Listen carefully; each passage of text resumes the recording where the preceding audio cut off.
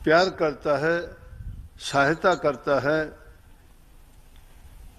और सभी लोग मिलजुल के आपस में इस प्रकार का जीवन जीते हैं, तो समझो स्वर्ग उससे अलग नहीं है। ये स्वर्ग की खूबियां हैं। लेकिन जीव स्वर्ग और नरक के ख्याल से नहीं, भक्ति के रास्ते पे तो चल के वो इस मायावी देश से, इस काल की जेल से आजाद ही होना चाहता है।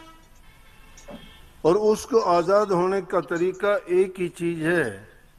वाणी को पढ़ने से पहले दुआ सुना होगा आपने कि राम नाम के लेत ही होत पाप का नाश, ज्यों चिंगारी आग की पड़त पुरानी घास। राम नाम में वो शक्ति है।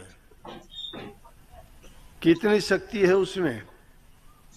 कितने भी पाप जीव ने किए हों, कितने ही जन्मों का कर्म का भार उनके सिर पर हो, लेकिन अगर वो नाम भक्ति करता है गुरु की शरण में जाके, तो सभी पाप उसके धुल जाते हैं, कट जाते हैं। सत्संग वो घाट है जिसमें नाम की महिमा, गुरु की महिमा, प्रभु की चर्चा, उनका गुणगान किया जाता है। और जहां प्रभु नाम की चर्चा होती है, गुणगान होता है, वहां उनकी महिमा बताई जाती है, तो उनको सुनते सुनते जीव अपने सभी पाप कर्मों को छोड़ के सही मार्ग पर चलता है, भक्ति मार्ग पर चलता है और वो नाम भक्ति में लग जाता है। इसलिए कही कि राम नाम के लेत ही एक बार लेने से पीछा नहीं छूट जाता। कभी ये सोचते हो राम नाम लेने का मतलब है उस राम नाम का सुमरण करने से।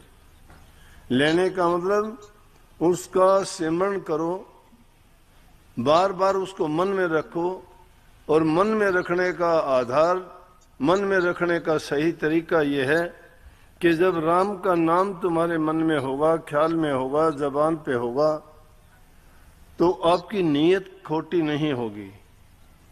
आपका मन विषयों की तरफ नहीं भागेगा, दुनियादारी की जो बुरी चीजें हैं उनकी ओर ये नहीं जाएगा, क्योंकि ये दोनों चीजें एक जगह इकट्ठी नहीं रह सकती।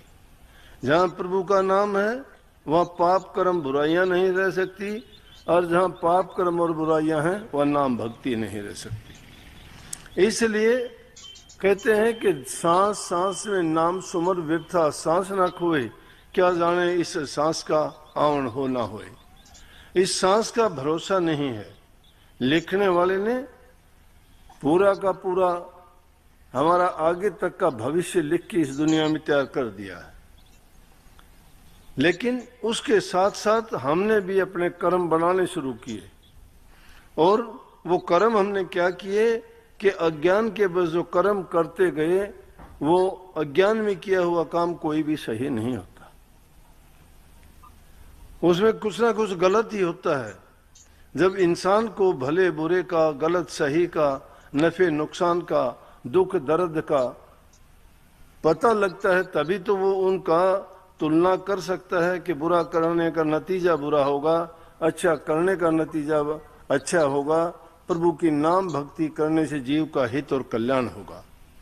इसलिए वो हर पल प्रभु के नाम को याद करता रहे, नहीं तो भरोसा नहीं है कि कब जाना हो जाए दुनिया से, और हम उस नाम को अगर नहीं सुमर पाए, उसका चिंतन नहीं कर पाए, उस पूंजी को नहीं हम जोड़ पाए, इकट्ठा कर पाए, तो हमारा जीवन व्यर्थ चला जाएगा। और ये जीवन इसलिए नहीं मिला था, जीवन हमें इसलिए नहीं मिला था कि दुनियादारी की चीज विषय विकारों में पड़ के अच्छा खाना पीना जीना रहना कितने दिन का, चंद रोज का है, वो भी कितने दिन का, जब तक हमारे शरीर में प्राण जवानी है, हमारा शरीर के अंग ठीक काम करते हैं, तो जीवन हमें अच्छा लगता है, हम कुछ आगे पीछे के कुछ नहीं सोचते हैं।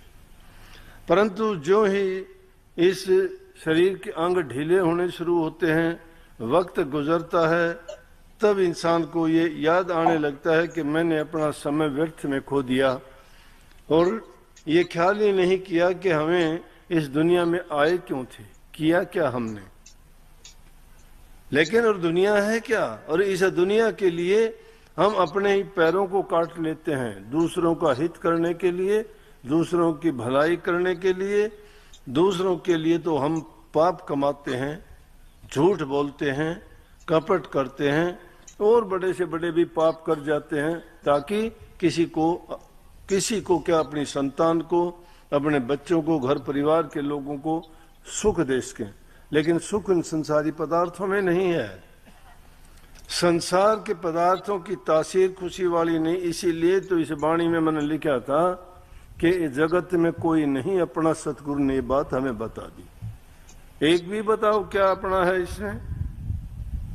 मैं मेरी का चक्कर हमें है, ये संतान मेरी है, ये घर मेरा है, ये जायदाद मेरी है, ये मेरा है, वो तेरा है। ये मेरा है, तेरा है, ना तेरा ना मेरा, किसी का कुछ भी नहीं।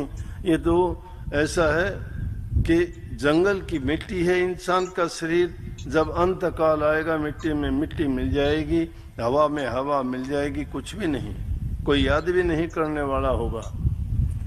ये बहुत छोटी जिंदगी है और इसमें हम अगर इस समय को व्यर्थ खो देंगे, बेकार चला जाएगा, तो समझो कि हमने अपघाती जैसा काम कर लिया। जो इंसान खुद को खत्म कर लेता है, मार लेता है, आत्मघात कर लेता है, सुसाइड कर लेता है, ये सुसाइड करने जैसा काम है। इसलिए मनुष्य का चोला पाके हमें